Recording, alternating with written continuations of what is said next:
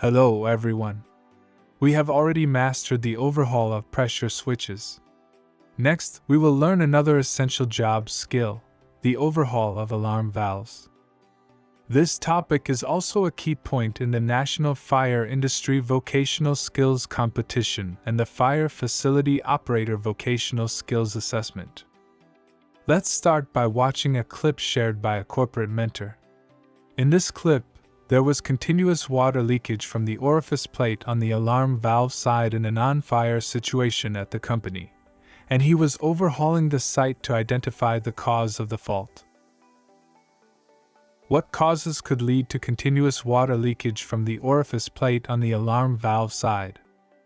First, we need to know where the water is coming from, that is, trace the water source.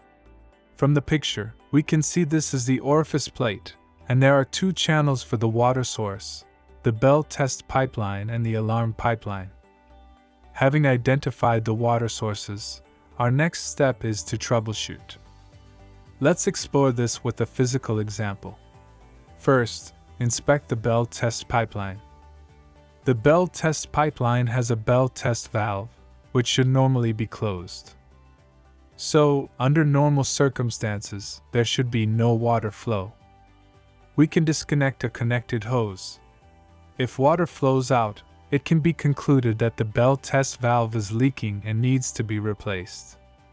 If the problem is not with the Bell test pipeline, then we inspect the alarm pipeline. What causes could lead to water flowing through the alarm pipeline? Let's review the working principle of the alarm valve.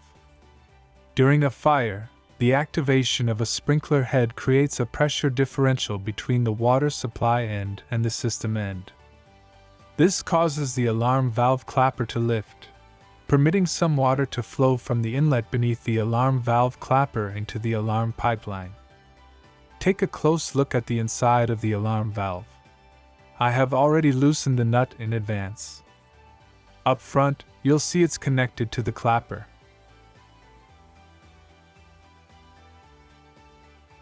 We can remove this to reveal the small holes, which serve as the inlets to the alarm pipeline.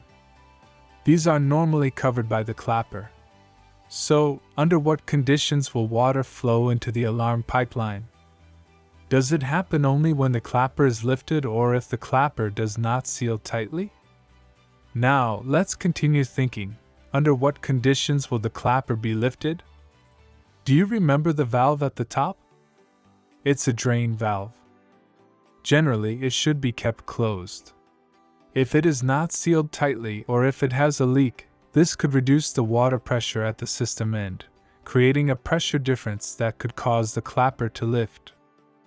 We have identified another fault condition, the drain valve not being sealed tightly or having a leak. Next, consider the conditions under which the clapper does not seal tightly. In the video, the technician inspected the valve seat for debris. If there is dirt or debris between the clapper and the valve seat, it will prevent the clapper from sealing properly. This can cause water to enter the alarm pipeline, resulting in leakage. Let's flip the clapper to examine its structure. This layer is the gasket. This is a new one. But after prolonged use, the gasket may age, leading to the clapper not sealing tightly.